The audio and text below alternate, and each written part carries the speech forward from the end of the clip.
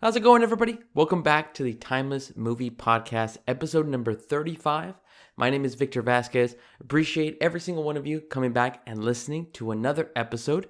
I am super excited for this one specifically because we finally get to talk about Wakanda Forever, the sequel to the great 2018 film, Black Panther.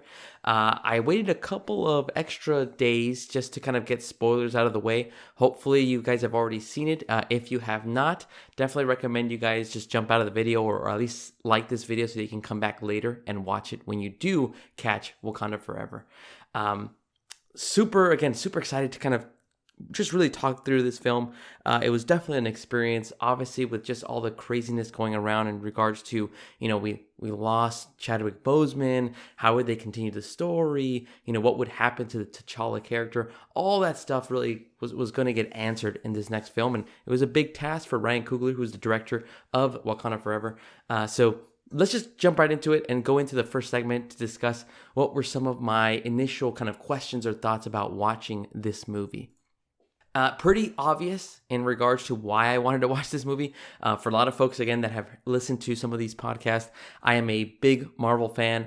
Every Marvel movie that comes out in theaters, I am practically going to watch it opening night. You already know that I'm all in for those type of movies.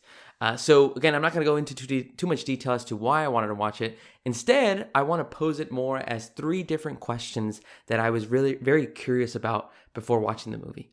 First question that I was very curious about is, now that we have gotten to a point where, again, Chadwick Boseman, again, his unfortunate passing in 2020 was obviously a blow to not only the cinematic universe, but to all fans and everybody that really loved his work outside of Marvel as well. But, one of the biggest questions coming into Wakanda Forever was, who's going to be the next Black Panther? Are we going to get a recast? Is it going to be a different actor who's just going to play the T'Challa character? But Kevin Feige, president of Marvel, ended up coming out and saying, we're not going to recast him. It's going to be entirely, story based on the characters that already exist. And we're just going to kind of move forward. And so that's where it comes, again, that bittersweet that obviously we miss Chadwick so much. We loved him as the Black Panther. But should they continue on with the story? Should there be another recast so that it just kind of feels like the character still lives? How is it going to go about it? And then if there wasn't going to be another, T'Challa character, who takes on the mantle of the Black Panther? Would it pass down similar to how you've seen it pass down through family, right? Would Shuri be the next person up to become the Black Panther? Or would it be somebody else? My top 3 choices before watching the movie were Okoye, Nakia, and Shuri. I felt like it was going to be one of those 3 that would take on, and maybe M'Baku as a potential chance to become the Black Panther. Definitely something that we should kind of be on the lookout, obviously, before watching the movie. And that's kind of what was running through my head. Who is going to be able to really take on the mantle of this Black Panther and hopefully take it forward into the future of the Marvel Cinematic Universe? Second question that I had was, would we see Killmonger in some type of form?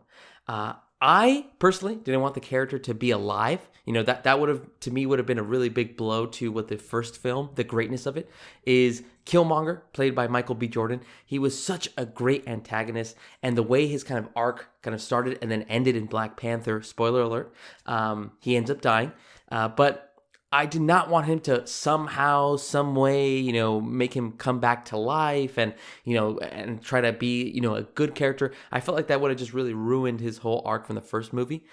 Yes, I know that the Black Panther movie obviously has its own kind of story and, nothing's going to take away from that great film. It just felt like it would have been a cheap move, right? So I personally felt like he would come out in this Wakanda Forever. I'm just hoping that maybe he comes out in a small piece, maybe like in the ancestral plane. I don't know why that would happen, but maybe that's the only thing I can think of, that because yes, he has passed away. He is now, again, in this really afterlife type of place, and maybe he might come out there. But again, not guaranteeing it. That was just one of my questions, is would we be able to see Killmonger in some type of way in Wakanda Forever? And then last but not least, I have the third question, which was, is Namor really going to remain the villain until the end of the film? Or would he end up flipping over to being good or even survive at all? Now, again, this is just my ignorance. I am not an expert on the character of Namor, but I do know that he plays this kind of anti-hero role. And from little descriptions that I've read from from the internet, obviously going through and trying to learn up about who this Namor character is. So I was very curious. How would his character play out? Again, would he survive all the way through? And if he does survive, what is his part to play in the greater MCU?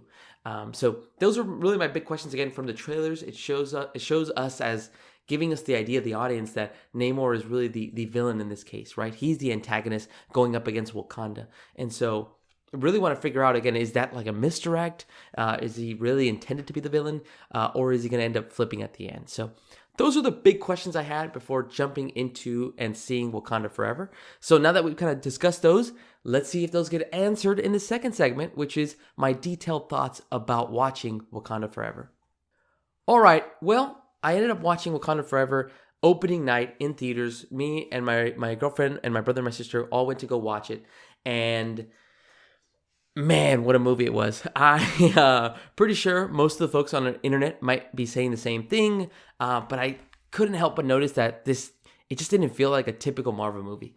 Again, I'm pretty sure I'm repeating what other folks are saying, but I just can't help it. It really, I don't know if it was mostly due to the fact that, Ryan Coogler, the director, again, he had to shape the sequel knowing that Chadwick Boseman would not be a part of it. And wow, did Ryan Coogler just...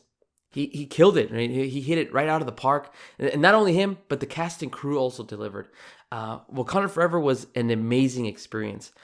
Yes, it has its action, as a typical Marvel movie would have. It has its typical Marvel humor as well. But this film had emotion that I don't think I've ever felt while watching a Marvel movie. There have been some Marvel movies that have really added some emotion. Again, spoiler warning throughout this entire podcast. You have, again, Tony passing away in Endgame. You have Gamora passing away in Infinity War. You have all these different types of moments. Black Widow, Vision, all these characters. There's emotion there in these Marvel movies. Obviously, there's more action that maybe outweighs those kind of scenes, but I feel like this movie just felt very real, if that makes any sense. And I know that it may sound weird. It's like, what do you mean by the weird, the real part? But I think it's just really how they were able to weave in the death of Chadwick Boseman, and they basically made that almost a central part of the story, at least at the beginning, where T'Challa's character, it dies, of some type of either cancer or disease. They didn't make it clear, but they weave that into the same kind of Marvel Cinematic Universe story here. And so that's, I think, what made it so impactful. And I can honestly say with 100% confidence that the first 5 to 10 minutes of this movie is probably the most emotional start to any Marvel film to date. I got teary-eyed watching it. I know I heard people in the theaters sniffing and crying just a bit. Again, just due to the fact that it felt real. And I'm going to sound like a broken record throughout this podcast, but it not only was it the characters in the story like Shuri or Queen Ramonda or Okoye who were grieving for T'Challa, but it also felt like us as the audience was grieving for Chadwick, because we knew that we were never going to see him as the Black Panther again. And so, again, those first 5 to 10 minutes was unreal. They go through a Wakandan funeral. It was just an emotional moment to watch throughout the first 5 to 10 minutes. And again, something that I have not typically seen from a Marvel movie, especially at the start. That completely changed the entire experience of the movie. Everything just felt so realistic.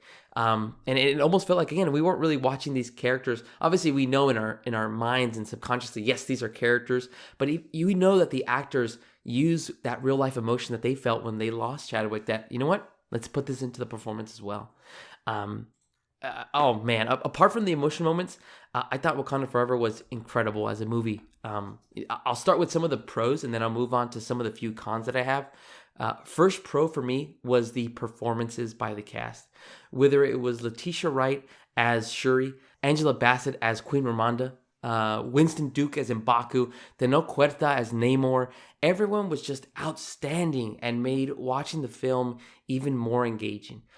Once again, whether it was, the emotion of the character dealing with the death of T'Challa, or the way the characters interacted with each other, every actor stepped up and delivered to make this film so enjoyable. Second pro for me was the introduction of Namor and the visuals of the city that he basically is the ruler of, which is Talocan. The city of Namor, is actually underwater, as you would expect, and just the way that they introduced the elements of Namor and explained his origin and showed off how he was able to stay hidden for so long in this world. Now, again, this is just me not knowing the character from the comics so much, so I don't know if it's accurate to the comics, but I just love the way they explain, again, the wings on his feet, the reason he can breathe underwater, the reason he can really do both, right? He can breathe when he's not in the water, and he can breathe underwater. And it was just also the motivations of the Namor character. Why is it that Namor wants to fight the surface world and drown it? What pushes him to the edge of that cliff to want to fight the world, including Wakanda? Again, I won't go into lengths in this piece of the podcast, but I just, enjoyed the narrative of Namor and really liked every time he came on screen, and you just had to take him very seriously. And my goodness, were the visuals beautiful for this film. Whenever Namor and his people were underwater or on the surface, attacking, protecting, they just looked terrifying. They looked like something that you had to take as a serious threat. The costumes that they created for the people of Talocan was top notch, and it just really made you feel that these people, again, are not of the surface world. They're almost like aliens. They're not from here, yet they've been basically living on Earth for all these years as well. So beautiful, beautiful touch to add basically, again, another concept to the MCU, which is the city of Talocan and the people that Namor really protects as well. My third pro was Shuri's arc throughout the movie. She starts off as the character that buries herself in her work and her technology, so she doesn't have to deal with the pain of losing T'Challa. You then see her go really through various stages throughout the movie. The feeling of, again, wanting to be independent and not wanting to follow the typical tradition. And you actually hear it. I went to go see this movie twice. That's how much I really loved it. And you could see that, and I saw it more the second time, in that Shuri, even from the first Black Panther movie, she was never a part of that tradition, just because of the fact that she felt like, again, her technology and her genius ability to create new elements of Wakanda was really what's going to help her people move forward, and not really the old school traditions that people were still stuck to. All that kind of concept that you see her kind of go through in the movie, her interactions with the mutant Namor and seeing the city of Talocan, and then eventually taking on the mantle of the Black Panther. So spoiler warning, we end up answering our first question that I brought up, which is who takes on the mantle of the Black Panther? It ends up being Shuri. We then get to spend a lot of time with her and her character, and you really see her grow and become the woman that she is meant to be. Again, from our eyes, and especially from my perspective, when she starts off the movie, you think like, man, this is so hard for like a child to go through, but she's not a child anymore. She's had to deal with the deaths of T'Challa and her father, and she really has to be the one leading the different types of, groups in regards to technology to ensure that Wakanda is protected from any other types of disasters as well. So you really see from beginning to end how Shuri ends up, again, going through and understanding that, you know what, maybe at first I didn't believe in this tradition, but I feel like this is really going to be dependent on, if I do accept it, how can I push this even further, right? How can I help my people moving forward? So a lot of ups and downs, but again, it just shows from Shuri's perspective, really, how she's able to handle all these different types of situations that end up coming up in the Wakanda Forever film. So credit to Letitia Wright for putting on a heck of a performance. It was just an awesome thing to watch, and her entire arc from beginning to end in this film.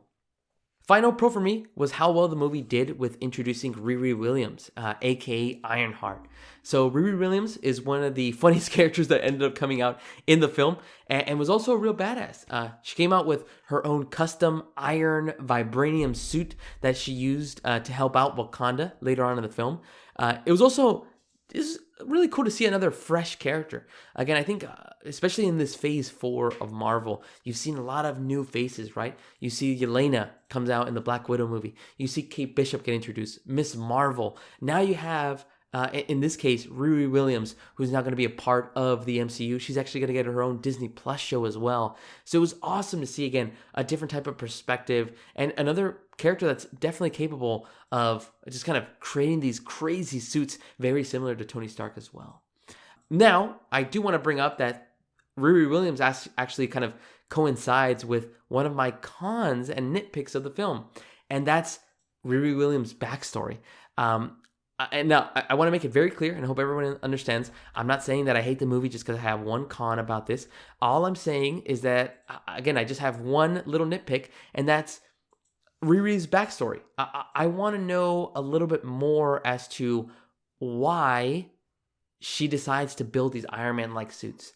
It's never explained, and I don't think after 2 watches, I don't really catch it. You can see that she has some type of Stark Industry technology, and but my understanding is, like, again, she's a genius. She's only 19 years old, but I just wanted a bit more of her reasoning as to why does she want to build a suit? Is Iron Man her hero? Does she like Tony Stark? What does she like about Tony Stark and the ways that maybe he built technology? I just wanted to know a little bit more of her reasoning behind why it is why would she want to build out a suit of armor or vibranium, right? That it was just that kind of explanation. Now, I completely understand if again, Ryan Coogler or the team that kind of developed the Wakanda Forever film explained that, well, that'll kind of be pushed off to Riri's own show, right? That totally makes sense. That's a great place to kind of explain a little bit of the background. But I always think back to when you introduced Spider-Man in Civil War. Even in that small scene where Peter meets Tony, you get a feel for why does Peter Parker want to be Spider-Man? It's because he wants to help out the smaller guy, right? He wants to be that friendly neighborhood Spider-Man that, again, helps out when you feel like nobody's there to help out these folks that, might be forgotten in the city of New York. In that one little small kind of interaction between Peter Parker and Tony, you get the feel for, yeah, that makes sense. This is why he wants to become Spider-Man. This is why he wants to help. And not saying that, we have to explain why Riri needs to be a hero, because I don't think she's ready for that just yet, right? But I would want a little bit of explanation as to what is her interest in making more suits, right? Did Iron Man save her or family in any kind of situation? But again, small nitpick. I know that that's more on my side, but hopefully that gets explained in the Ironheart series that will be coming out on Disney Plus as well. Other than that, this movie was an amazing time, and I really enjoyed both of my experiences watching it in theaters. Nothing beats being able to laugh, cry, yell in excitement when something crazy happens on the big screen with a bunch of other people. It just felt like a great experience to watch this movie. And I'm going to say it multiple times throughout this podcast, so apologies for that. But Wakanda Forever was an outstanding movie, and I'm really glad that I got to watch it in theaters as well. All right, everybody, now that we've kind of talked in detail about the pros and cons that I had in the 2 different types of instances that I watched the film, now I think it would be good to kind of go through what my favorite actress's performance was. This one's going to be hard, just like every other film as well. There's just so many to choose from. I already called out Letitia Wright and her great performance in the arc of Shuri in Wakanda Forever. But again, everybody's performance was A+ in this film. Again, the standouts for me were Letitia Wright, Tenoch Huerta as Namor, and Angela Bassett as Queen Ramonda. However, I'm going to choose Tenoch Huerta as my favorite performance. The character of Namor was one of my big pros. And again, it's his whole his introduction, how he has been really alive for thousands of years. And again, it's all due to Tenoch's performance. He made the character menacing and scary at times just by the way he looked at certain characters.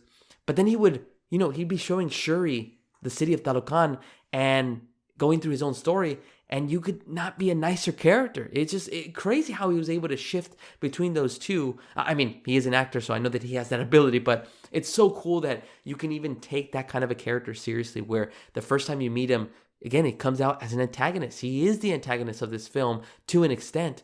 And then in certain parts, you find out his true intentions, right? All he's trying to do is protect his people. And again, that's what makes the Namor character very special, is that he has that duality, right? It's not that he's just, one-dimensional character and that he's evil and he just wants to destroy the surface world. Instead, he wants to protect his city and his people at all costs and will do anything to stop folks from discovering the secret city of Talocan. So credit to Tenoch Huerta, he showed various different emotions throughout the movie, and he forced the audience to take him seriously, because although he was a bit extreme in certain cases, you could definitely side with him, due to, again, how he feels that the surface world has just abused their right to the resources of the world. Again, all these different types of elements that just made it connect very well. And again, credit to Ryan Coogler and the rest of the writing team for just developing another great villain. First, in Black Panther, you have Killmonger, who is one of the greatest antagonists that MCU has seen. And now you have an anti-hero, was just, again, another great individual to kind of show both sides. How, again, he's just trying, in his mind, he's trying to do the right thing. He doesn't want the world to know about Talocan, and he wants to protect that secrecy at all costs. And if nobody wants to help, then seems like he's going to have to drown everybody else to protect them as well. I also really enjoyed the mean-mugging face that Tenoch would have whenever he was in battle or legit flying over the city of Wakanda. It was just all this great stuff. So great job, Tenoch, on delivering another classic Marvel villain / anti-hero. And again, I cannot wait to see Namor one more time on the big screen in the MCU as well. All right, everybody, now that we have discussed our favorite performance, I want to jump into my favorite scene. I've said it multiple times, but spoiler warning for anybody that has not seen Wakanda Forever. If you, again, have not seen it, definitely skip ahead a couple minutes to my final verdict of if the movie is timeless or not. Or you can actually like this video and then come back after you've seen it. Okay, hopefully that's enough time. But I actually have two favorite moments, so I'm cheating in this one. But one of them is an action scene. And yes, I always choose action scenes, but this one in particular is when Namor and the city of Talocan go to war with Wakanda.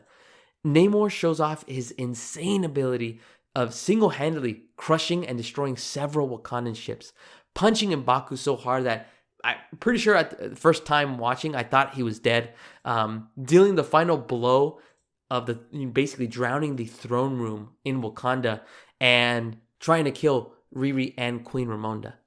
It was spectacular. The visuals that they used for Namor whenever he flew around Wakanda was amazing. Anytime he was really in attack mode, it just looked so fluid how he was able to kind of fly across and just knock down these ships. And again, it just makes you realize how powerful he can be when stacked against some of the other MCU characters. My second favorite scene was when Shuri designs a synthetic heart-shaped herb and ends up taking it to try to battle against Namor. Typically, when the heart-shaped herb is taken in liquid form, the Black Panther visits the ancestral plane, and you get to see some of the ancestors in order to kind of gain some of their knowledge. Well, when Shuri ends up taking the heart-shaped herb liquid and wakes up, she expects to see her mother. In this case, though, she ends up seeing none other than Killmonger, which again was my second point that I brought up in segment number 1, which is, in what form would we end up seeing Killmonger, if any? And we saw him here. So it was a crazy reveal. I don't think anyone expected him to kind of come back. And it was just an amazing moment. Definitely had a lot of people gasping. And again, what made this moment so good was that, not that Killmonger appeared, but the reason behind it. Shuri never believed in tradition. Very similar to Killmonger. He felt like things should change because tradition eventually gets people stuck in a certain way and keeps them very constant without having to evolve. And again, both of them with very similar ideologies in that maybe, obviously one, Killmonger wanted to kind of use vibranium as a tool to oppress other people. And then you have Shuri, who wants to use technology rather than tradition to help her people move forward. And so, again, they're not obviously on the same wavelength, but very similar in the fact that both of them kind of rejected tradition in some type of way. And what's even better about this moment is that it makes the audience believe that Shuri may not be the best choice for the mantle of the Black Panther due to the fact that she is taking the herb out of rage and wants revenge against Namor, which is precisely what Killmonger did in the first Black Panther. And again, that little detail made me question whether Shuri would end up becoming evil due to being consumed by revenge. And so again, by that part of it, the film did its best job to kind of fool me in thinking, no way, is Shuri really going to be, evil at the end of this? Is she going to have to give up the mantle of Black Panther because she knows that she's not fit for it? I just didn't know where it was going to go. And so I thought that was a brilliant move and something that I was not expecting before coming to watch this movie. So those are my two favorite moments of this film. Guys, let me know what your guys' favorite moments was down below in the comments here. All right, everybody, moving on to segment number 5, which is, would I recommend watching this movie in theaters or streaming? Just want to make it clear, this is my Marvel bias kicking in, but I would definitely recommend people come and watch Wakanda Forever in theaters. The score, which I haven't even talked about, which is another pro that I should have added, was so loud and majestic, just like the first Black Panther, but also they created new sounds for Namor in the city of Talocan. I gotta give credit to Ludwig. He is a beast at designing these scores for the Marvel films and other properties as well. But he ended up making a very unique sound for Namor and the people of Talocan. And it just, again, it gave you that sense of like, oh man, like these, again, take them seriously. They're a big threat. So one of the reasons why I love the theater is because it makes the scores and the music sound that much more impactful. I also would recommend, again, if you are a big fan of Chadwick Boseman and you, again, enjoyed some of his movies in Marvel as well as other properties, I would definitely recommend checking it out in theaters. Again, that tribute at the beginning is so beautiful and emotional that I think that just, again, it just shows how loved he was, not only, again, in the story of Marvel and the MCU, but also by audience members as well. And once again, not to sound like a broken record, but the experience and the emotion of this film was just, again, it just resonates to more than just, Marvel fans. I feel like it can resonate way more to just anybody that really just loves a good story. And again, you don't really get that same feeling when you watch it at home. I feel like it's a good experience to feel with other people in the same theater as well. All right, everybody, we are now down to the last segment, which is the important question of, is this film timeless? And so I've really revamped this kind of segment to a certain extent over the last couple of episodes. I know that for the first early Marvel reviews I've done, I immediately said, yep, timeless, because I do a lot of rewatches of Marvel movies. I enjoy superhero films, so I like to rewatch those more often. But now I started considering maybe I should do these on a standalone basis, right? Without thinking of me rewatching it in the future through an entire Marvel or MCU rewatch, would I watch this individual film on its own without any other kind of context of it? And I can say that Wakanda Forever, for me, on its own, is a timeless movie. Now, most Marvel movies, again, are typically timeless for me. But I just felt like this was a lot different from a typical Marvel movie. It deals with some heavy emotion. It takes the audience through a journey of not only, again, how Wakanda has changed, but also takes you to new places like Talocan City and how those will now basically expand the universe of Marvel.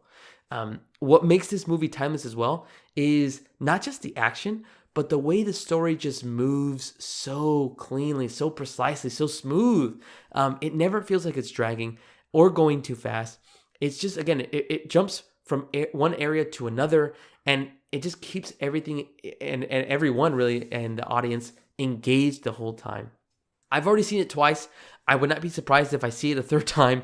I just thought this movie was incredible. I would have loved to explore more of Riri Williams, again, understanding why she wants to make those suits. But again, that's just a nitpick on my side. That's not even a negative for the entire film. That was just one piece that I was kind of thinking or contemplating after I watched it. And really, it just gets me more excited for her show because now I know that, okay, this character was funny, she was hilarious, she was awesome as she helped Wakanda. And now I can't wait to see what she does in her own show as the lead character. The performance in Wakanda Forever, again, was the biggest highlight for me. I can't wait to see Letitia Wright and Tenoch Huerta perform their characters again in the near future. And it's made me fans again of both of them for any other project that they might do outside of Marvel. So this film, again, Wakanda Forever, is a hit for me. It was definitely something I can watch again down the road. And yes, although it is very emotional and has it's those specific scenes to tribute to Chadwick, again, I feel like this film really lived up to this enormous hype that it already had. And it just knocked it out of the park. So congrats to everybody involved. in that specific film for Wakanda Forever. You guys did an amazing job, and you made this film, for me at least, timeless as well.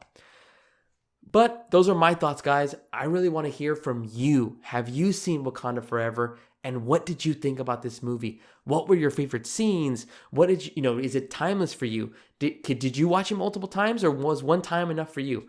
I want to hear all your guys' thoughts down in the comments below. That way we can interact and talk a little bit more about this great film as well. All right, everybody. Thank you so much for listening. If you made it all the way through, I appreciate you. My name has been Victor Vasquez. This has been episode number 35 of the Timeless Movie Podcast.